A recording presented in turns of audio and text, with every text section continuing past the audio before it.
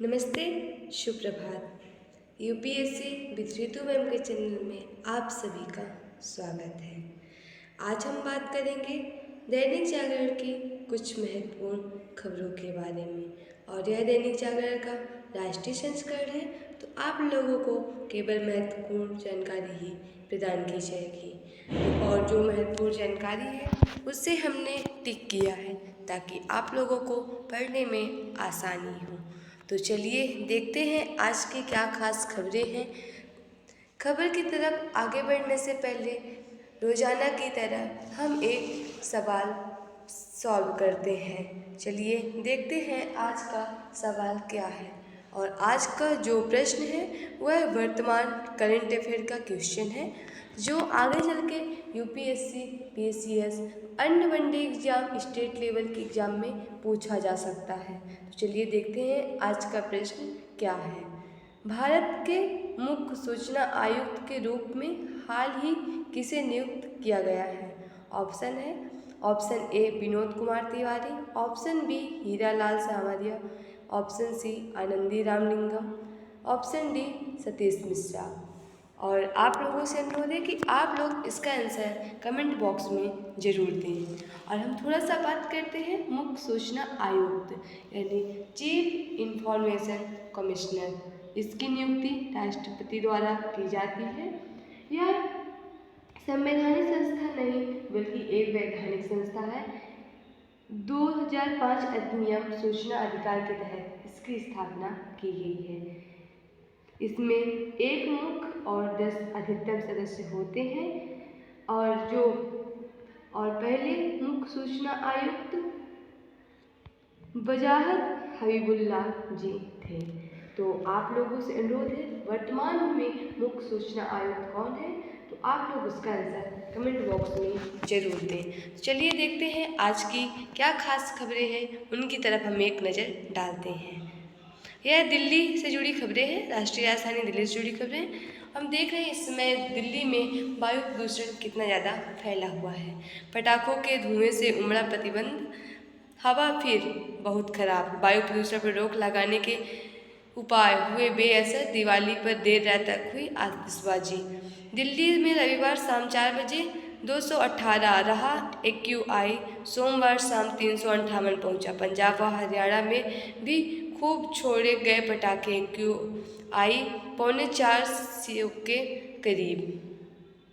देख रहे हैं कि इस समय दिल्ली में और अन्य राज्यों में देखने को मिलेगा कि कितना ज़्यादा प्रदूषण फैला हुआ है। वहीं बॉम्बे की तरफ देखें, कर्नाटक की तरफ भी देखें, उधर भी वायु प्रदूषण का काफ़ी खतरा है। सांस लेना सबके लिए दुश्वार हो रहा है। पिछले सप्ताह वर्षा के बाद प्रदूषण से मिली राहत, दीपावली की आतिशबाजी में हवा हो गई। इस बार भी पटाखे जलाने पर लगा प्रतिबंध बेअसर साबित हुआ और रविवार को आधी रात के बाद तक पटाखे जले। इसका असर रहा कि मौसम की मेहरबानी से दीपावली की दिन और पूर्व संध्या पर जो हवा पिछले 8 साल में सबसे साफ रही, वहीं अगले दिन बहुत खराब श्रेणी में पहुंच गई। उत्तराखंड में आल वेदा रोड की सुरंग में भूस्खलन, 24 श्रमिक फंसे। सुरंग में फंसे श्रमिकों को 24 घंटे बाद पानी के पाइप से की गई ऑक्सीजन और खाद्य सामग्री की आपूर्ति। यमुनोत्री राष्ट्रीय राजमार्ग में सिलक्वारा पोलांग व आल वेदर रोड पर निर्माणाधीन सुरंग में हुई दुर्घटना। युद्ध स्तर पर चल रहा बचाव व राहत कार्य। मुख्यमंत्री पुष्कर सिंह धामी ने किया घटनास्थल का निरीक्षण। अब ये बात हो रही है उत्तराखंड की। उत्तराखंड राजधानी देहरादून, सीएम पुष्कर सिंह धामी, और यह उत्तर प्रदेश से अलग करके बनाया गया था। इसकी अंतर्राष्ट्रीय सीमा चीन और नेपाल से लगती है, वहीं राष्ट्रीय सीमा हिमाचल प्रदेश, उत्तर प्रदेश से लगती है। इसका गठन 9 नवंबर 2000 को हुआ था। और यहाँ की विधानसभा सीट की बात करें, 70 विधानसभा सीट, राज्यसभा में 3 सीट और लोकसभा में 5 सीट है। केंद्र में 11 मैती चरमपंथी समूह पर प्रतिबंध लगाया। ये मणिपुर से जुड़ी खबरें हैं।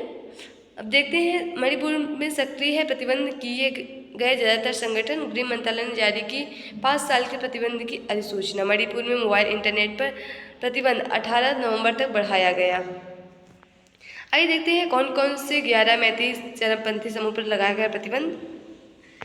गृह मंत्रालय के अनुसार जिन समूहों पर 5 साल के लिए प्रतिबंध लगाया गया इनमें से पीपल्स लिबरेशन आर्मी और इसकी राजनीतिक शाखा लिबरेशनरी पीपल फ्रंट और यूनाइटेड नेशनल लिबरेशन फ्रंट और इसकी सशस्त्र शाखा मणिपुर पीपल्स आर्मी शामिल है। इसके अलावा people's revolutionary of party of Kangleipak और इसकी सशस्त्र शाखा रेड आर्मी कांगलेई पाक कम्युनिस्ट पार्टी और इसकी सशस्त्र शाखा भी रेड आर्मी, इसकी सशस्त्र शाखा को भी रेड आर्मी कहा जाता है। कांगलेई याओल कनवा लू कोऑर्डिनेशन कमेटी और alliance for socialist unit Kangle पाक पर भी प्रतिबंध लगा दिया गया। PLA UNALF PRIPAK KPC और KYEKL को पहले कई साल पहले गैर कानूनी गतिविधियों रोकथाम अधिनियम के तहत गृह मंत्रालय द्वारा प्रतिबंधित कर दिया गया था। देख रहे हैं कि जो मणिपुर में ये प्रतिबंध इसलिए लगाया गया कि IANS के अनुसार मणिपुर सरकार ने सोमवार को मोबाइल इंटरनेट सेवा पर प्रतिबंध 18 नवंबर तक बढ़ा दिया। असामाजिक तत्वों द्वारा हानिकारक संदेशों, फोटो और वीडियो का प्रसार रोकने के लिए सरकार ने यह कदम उठाया। 3 मई को मणिपुर में भड़की जातीय हिंसा के बाद पूरे राज्य में मोबाइल इंटरनेट पर प्रतिबंध लगाया गया।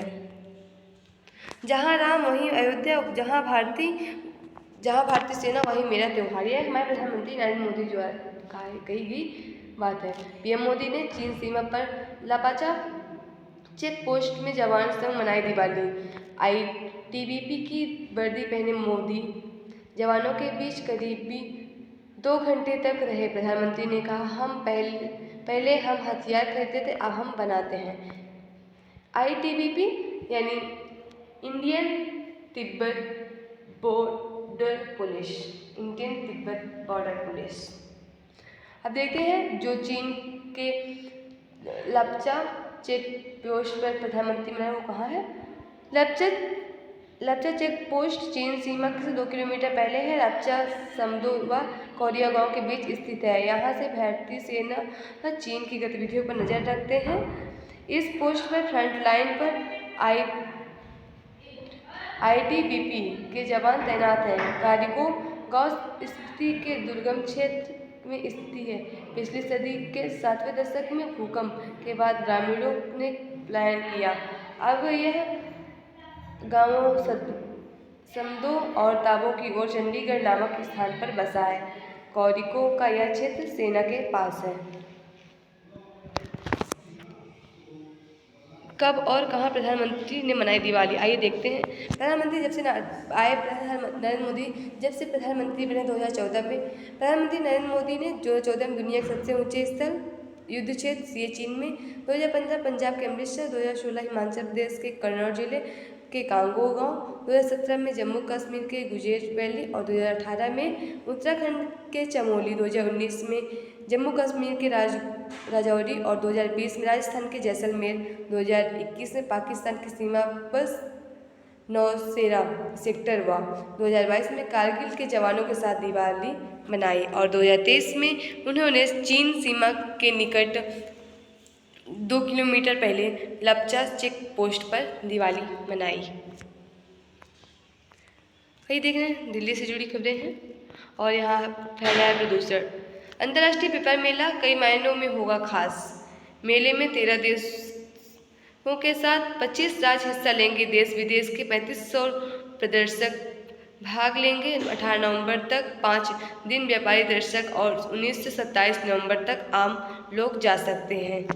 आइए देखते हैं कौन कौन से देश भाग लेने वाले हैं।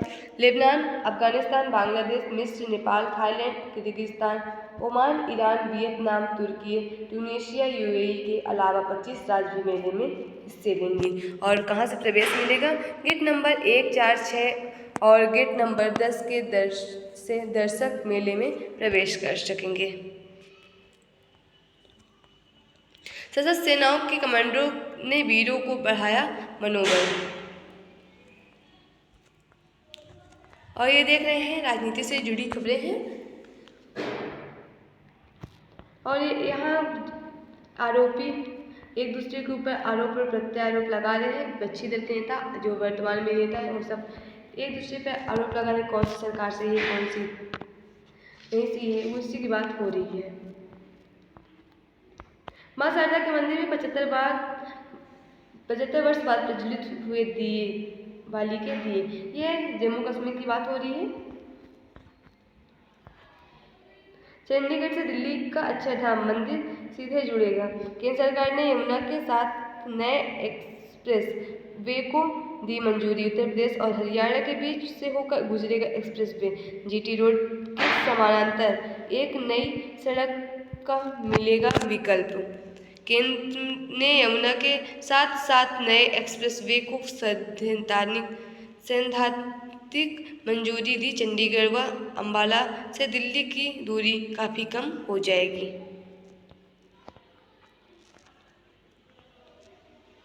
और यह संपादकीय पात्र है। यह prelims, interview, mains, answer writing और अन्य सारी कई प्रतियोगी परीक्षाओं के लिए इसमें से एक अच्छी नॉलेज जानकारी मिलती है, तो इसे पढ़ लीजिएगा, ये काफ़ी इंपॉर्टेंट होता है। और आंसर राइटिंग लिखने के लिए इसमें से कई महत्वपूर्ण जानकारी आप लोगों को मिल सकती है। राष्ट्रीय आपदा बनाती है प्रदूषण की समस्या। पिछले लगभग एक दशक से दिल्ली और आसपास के क्षेत्रों में अक्टूबर और नवंबर के दौरान वायु प्रदूषण अपने चरम पर पहुंच जाता है। वैसे अब तो कमोवेश समूचा उत्तर भारत इसकी चपेट में आ रहा है। इसका एक बड़ा दुष्परिणाम यह भी देखने में मिल रहा है कि यह एक राष्ट्रीय आपदा का रूप ले रहा है। ऐसे में समस्या की गंभीरता को समझते हुए इसके दीर्घकालिक दुष्प्रभावों को ध्यान में रखते हुए इसे नियंत्रित किए जाने के लिए हर स्तर पर अभियान चलाना होगा।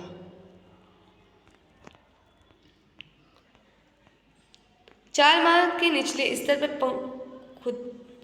पर खुदरा महंगाई, मुख्य रूप से खाद्य पदार्थों की कीमत में नरमी से अक्टूबर में 4.87% रही मुद्रास्फीति की दर। जुलाई और अगस्त में महंगाई दर आरबीआई की अधिकतम सीमा 6% से की गई। अक्टूबर में अनाज, दालें, मसाले जैसी वस्तुओं की कीमत में 0.5 अंक की बढ़ोतरी, 5.02% थी सितंबर में महंगाई दर। यहाँ पास आरबीआई की बात हो रही है, रिजर्व बैंक ऑफ इंडिया। 1 अप्रैल 1935 में इसकी स्थापना हुई थी। इसका राष्ट्रीयकरण 1 जनवरी 1949 को हुई थी। पहले भारतीय गवर्नर सीटी देशमुख और वर्तमान में इसके गवर्नर शक्तिकांत दास हैं।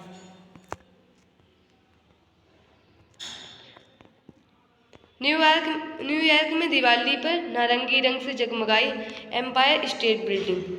मैनहट्टन के सबसे पुराने हिंदू मंदिर पर 1500 से अधिक लोगों ने मनाया प्रकाश का पर्व। अमेरिका के न्यूयॉर्क में दीपावली के अवसर पर एम्पायर स्टेट बिल्डिंग नारंगी रूप से जगमगाई। न्यूयॉर्क के मेयर एरिक एड्म्स और अंतर्राष्ट्रीय मामले के उपायुक्त दिलीप चौहान ने मैनहट्टन के सबसे पुराने हिंदू मंदिर भक्ति केंद्र में हिंदू समुदाय के लोगों के साथ प्रकाश का पर्व मनाया। नासा ने दिवाली की शुभकामना साझा की हवल से खींची तस्वीरें। अमेरिका अंतरिक्ष एजेंसी नासा ने सोमवार को इंटरनेट मीडिया के जरिए लोगों को दीपावली की शुभकामनाएं देते हुए हबल टेलीस्कोप द्वारा खींची गई तस्वीर साझा की। नासा ने एक्स पर पोस्ट किए, रोशनी का त्यौहार मनाने वाले सभी लोगों को दीपावली की हार्दिक शुभकामनाएं। और यह गाजा के मुख्य अस्पताल अल शिफा के गेट पर पहुंचे इजरायली टैंक। अस्पताल में दर्जनों बच्चों सहित सैकड़ों मरीज बिना बिजली पानी के फंसे। WHO ने कहा अस्पताल में उपचार का काम बंद। WHO वर्ल्ड हेल्थ ऑर्गेनाइजेशन 1945 में इसकी स्थापना हुई थी। इसका मुख्यालय जिनेवा स्विट्जरलैंड में देखने को मिलेगा। और ये खेल से जुड़ी खबरें हैं, देख लीजिएगा। इसमें चल रहा ICC वर्ल्ड कप और सेमीफाइनल होने वाला है। देखिए लास्ट में क्या होता है, कौन सी टीम कौन सी वर्ल्ड कप जीती है। कार्बन न्यूट्रल गांव बनने की ओर हासुंडी। BHU IIT की टीम ने 3 बार किया गांव का सर्वे। सीडीओ को सौंपी विस्तृत रिपोर्ट। सीडीओ ने एक्यूसीआई के अध्यक्ष को लिखा पत्र, मांगी सीएसआर से काम करने की अनुमति। देखते हैं ये क्या है। हर चीज को काम करने होंगे इंतजाम। रिपोर्ट के अनुसार हसूड़ी औसनपुर गांव में 1670 LED bulb, 5 e rickshaw, 5 e cycle, 10 solar steel plant, 10 solar high मार्क्स light, 173 solar cooker, 5 solar heater, 5 mobile solar water pump, 1 biogas plant, 1 solar charging station, 1 टी बैंक, 1 सोलर कोल्ड स्टोरेज आदि के लिए कहा गया। और एक ग्राम पंचायत ने पहले ही शुरू किया। हसूड़ी औशनापुर में दिसंबर 2022 में ही ग्रीन टेक टावर स्थापित हो गया था। यह टावर हवा में मौजूद कार्बन कण को अवशोषित कर वातावरण को शुद्ध करता है। इसके अलावा गांव में 40,000 से अधिक पौधे लगाए।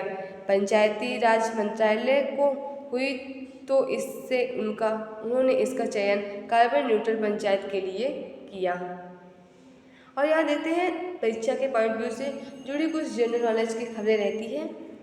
चंद्रमा की सतह पर उतरा चंद्रयान फर्स्ट का मून इम्पैक्ट प्रोब 2008 आज ही के दिन चंद्रयान फर्स्ट का मून इम्पैक्ट चंद्रमा की सतह पर उतरा था। इस प्रकार भारत चंद्रमा की सतह पर मानव निर्मित वस्तु को उतारने वाला दुनिया का चौथा देश बना। MIP को चंद्रयान फर्स्ट के 11 प्लॉट में से एक के रूप में शामिल किया गया था। और अभी हम देख रहे हैं हाल ही में 23 अगस्त को चंद्रयान 3 भी सफलतापूर्वक चांद के साउथ पोल पर लैंडिंग कर चुका है। तो आज की दैनिक जागरण की राष्ट्रीय संस्कृत खबर यहीं समाप्त होती है। अगर आप लोगों को इसमें से थोड़ी सी भी जानकारी मिलती हो तो आप लोग हमारे चैनल को लाइक, शेयर और सब्सक्राइब जरूर करें। तो आप लोगों के लिए जो क्वेश्चन था, जो करंट अफेयर से रिलेटेड था क्वेश्चन, उसका आंसर होगा हीरालाल सामरिया। और इन्हें यशवर्धन सिंह के जगह पर रिप्लेस करके नियुक्त किया गया था। तो आप लोगों से अनुरोध है कि आप लोग इस चैनल को लाइक से और सब्सक्राइब जरूर करें। धन्यवाद।